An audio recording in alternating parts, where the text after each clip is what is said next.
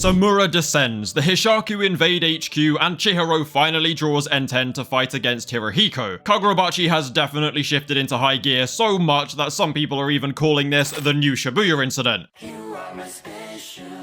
Which I think is mind-numbingly dumb and irrelevant, but whatever, that's not the point. Now sure, this arc has been crazy, but the biggest development by far was when we finally got a huge Seitei War lore drop in chapter 72. Okay, to be fair, it was Yura who gave us the information, so trusting it all would be about as smart as trusting Shiba to actually do something, but Samura didn't really seem to have a problem with Yura's account, and it's the only account we have, so I'm just gonna run with it for now. Anyway, my point is that enough time has passed. So, here is absolutely everything we know about Kagurabachi's Seitei War. Also, like the video for more Kagurabachi content, because, anyway, let's go. 22 years before the present day, a mysterious island spawned in on the southeast coast of Japan. The island held the natural ore known as Datanseki, which the people of the island had a genetic resistance to, meaning they were capable of harnessing its power without becoming garden fertilizer. 3 years after this mysterious island loaded into the server, the island's warriors launched an invasion on Japan, which led to much Japanese land being seized. And a giant organization of Japan's best sorcerers, which will later become the Kamanabi, began a counter-offensive with the help of the Masumi ninja. But they were all massively outclassed, and many of them lost their lives in the war. In fact, that's why there's so little Masumi ninja now, because they all kind of went in there and then, got, Datenseki'd. Now, some may not know this, but legend actually has it that the only reason the entire country wasn't lost was because of the godlike power of one Togo Shiba, Japan's one-man sorcerer army worth 100 of the island's strongest warriors. Okay, right. Anyway, all jokes aside, Azami and Shiba, two of Kunishige's closest friends, did actually fight on the front lines of the war. I feel like that detail kind of goes overlooked sometimes. And if you're wondering why Kunishige never actually gave either of them an enchanted blade, it's likely because their innate sorcery was either too valuable or too powerful, or both, to actually lose by overwriting it with an enchanted blade. If you can think of a better reason, then please do let me know in the comments below, but I'm pretty sure this is right because it is said Kunishige gave the blades to his most trusted companions, and Azami and Shiba are literally two of his most trusted best friends, so why else would he not? Anyway, you get the point. Back to our history lesson.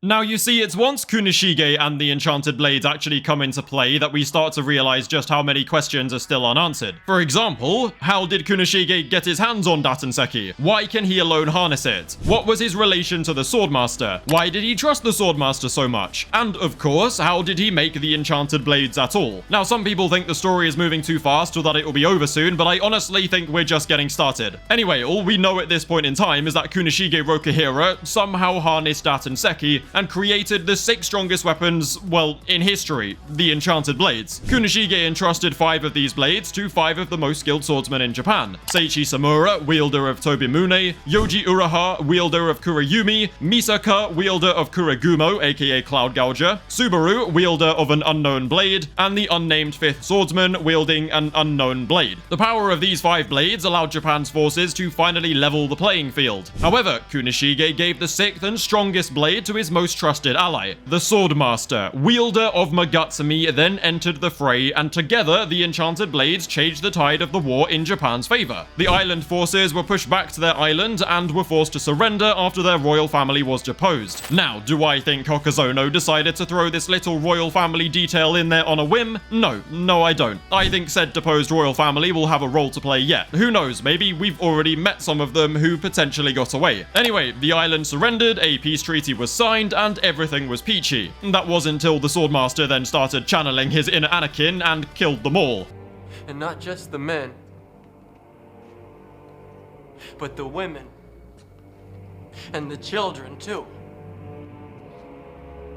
The Shinichi, aka Magatsumi, obeyed its master's desire as both it and the Swordmaster consumed each other. The crazed Swordmaster and his blade then massacred all 200,000 inhabitants in a mass genocide now known as the Malediction. Now, according to Yura, the island's inhabitants only being bloodthirsty savages was just propaganda that the history textbooks painted them as, because the island was actually home to many innocent people who were just like me and you. It supposedly took all 5 wielders of the enchanted blades together to finally put a stop stop to the Swordmaster and lock him away in the depths of the newly founded Kamanabi's basement. The Kamanabi and the Swordbearers then took some very vague and unspecified means of covering up what really happened there, hence why their history textbook paint things in a very different light. Society then painted all 6 Swordbearers and Kunishige as heroes, which is something that none of them really felt they deserved. Well, none of them except the Swordmaster, because duh, he's crazy. Yeah, I mean, if this whole narrative doesn't tell you that Hokuzono is a big fan of Attack on Titan, then I really don't know what will, because there are so many similarities here. Anyway, years later, Yura then confronts Samura about the sins he committed and covered up in the war along with the other Swordbearers. According to that Yoda-looking Kamanabi higher up, the only ones who actually knew anything about the peace treaty and the massacre were either at the signing or witnessed the massacre themselves, which of course begs the question, how did Yura Hishaku know all of this at all? All we know is that he does seem to have very accurate information because Samura eventually agrees to help make the blade wielders pay for their sins. Now, because of how Kunishige forged the eternal contracts by making Magatsumi the core and linking the rest of them to it, the Swordbearers will die if the Swordmaster dies. Now, for this reason, they actually let the Swordmaster live, which Yura claims will result in another malediction in the future, as told by a totally reliable and non-manipulative prophecy. I mean, come on, Yura is literally standing here saying, "Source, trust me, bro," and Samura just got right on board. I mean, I still think there's more to these supposed sins committed by the Swordbearers that warrant Samura's hunt for them, but that's a whole other conversation. For now, though, this is the entire timeline of the Seitei War from the information that we've been given, although there are obviously many blanks that we are yet to fill in.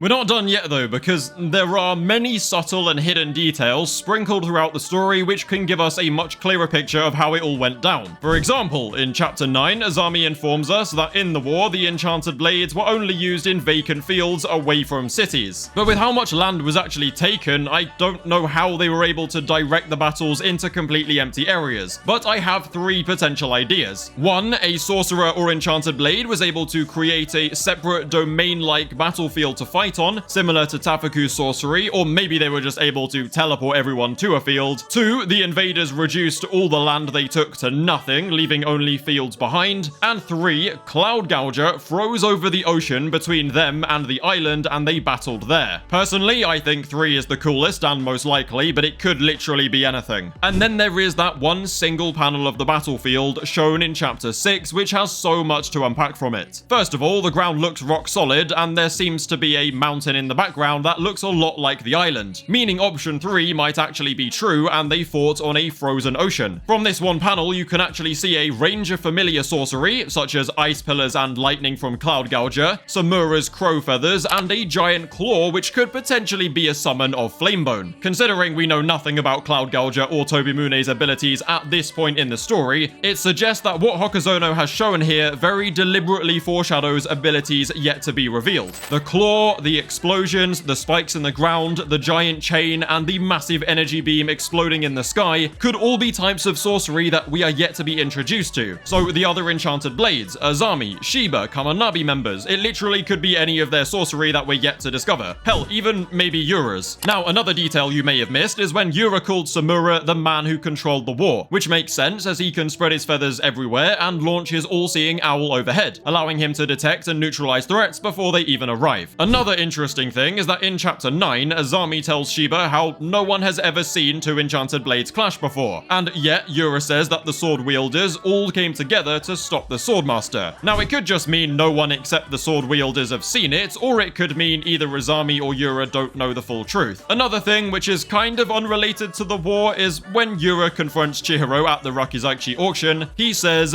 "You've really grown up, Chihiro," which is a very odd thing to say to someone that you've never met before. And in fact, Chihiro actually questions why Yura said this himself, because yeah, I'd be confused too. Given Yura's knowledge of the war and him likely being a good few years older than Chihiro, I think it's safe to say Yura had some hands-on involvement in the war itself, and potentially a deeper connection to Kunishige Rokuhira and the Rokuhira family. I don't know, maybe he's like Chihiro's mother's brother, and we've got another uncle-nephew situation like Jujutsu. Actually, I don't even want to get into that. Now, there is one more final thing that I actually want to talk about. When sent on a trip down memory lane by by the trauma sorcerer, Genichi Sojo relives a memory that, by all accounts, makes no sense. Kid Sojo was shown walking through a field of the Shinichi's flowers with many mangled corpses flying overhead. Now, it's very possible that Sojo is the one who killed them, but given the flowers, the markings on Sojo's body, and his obsession with enchanted blades, I say it's more likely him witnessing the Shinichi in play. But that also doesn't make any sense because the corpses aren't dressed in islander attire. Basically, what I'm saying is, why the hell is baby Sojo wandering round in this little wizard war zone? I also just don't understand how the Kamanabi managed to actually keep what really happened such a well-kept secret. Like, how did they actually go about covering it up? How is it that the Hishaku are the only outsiders who really know what happened? And who is their Kamanabi mole? Like I said, Zami seems to think no one has ever seen two enchanted blades clashing until Chihiro fought Sojo. Which may be true, but Yura also says that all 5 enchanted blade users managed to stop the Swordmaster together. Now, even if that did happen away on the desolate island where the massacre happened, are you really telling me that no one noticed that battle? I feel like that's the equivalent of me dropping 5 nuclear missiles onto Thanos in my back garden and then nobody noticing. I don't know. I don't know how all of this just went under the public's view. I don't get it. Anyway, that pretty much is everything we know for sure about Kagurabachi's Seitei war so far. But there is definitely a lot more to come, and I don't think the story is finishing up anytime soon. So be sure to like the video, subscribe to the channel, and consider becoming a member if you want to see more Kagurabachi content. Feel free to join the Discord and follow me on Twitter, links below. Thank you guys very much for watching, and I'll see you in a bit.